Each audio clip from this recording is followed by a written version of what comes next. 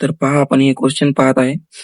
तर 6,400 रुपये एक राशी आहे, ती 25% टक्क्यावर 3 वर्षासाठी चक्रवर्ती व्याजावर आहे. तर आता ते काढायची कशी? तर 25 चे 4% म्हणजे 100/25 मध्ये 25 काय 25 100. तर एकास 4 आहेत.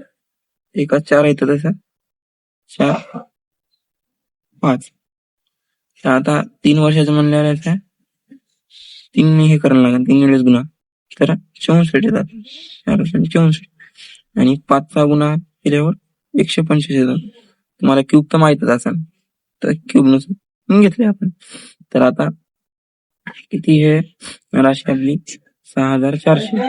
6,400 राशी आहे, 6,400 घेतली. तर ही किती गुन्हा आहे याच्यामध्ये? 100 न गुन्हा केली की एवढी येते. तर आता बघा, याच्यातलं अंतर किती आहे?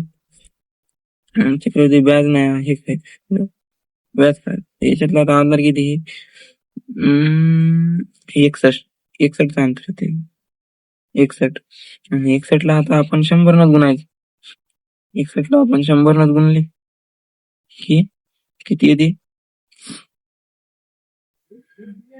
6,100. आपलं उत्तर आहे एवढं, 6,100.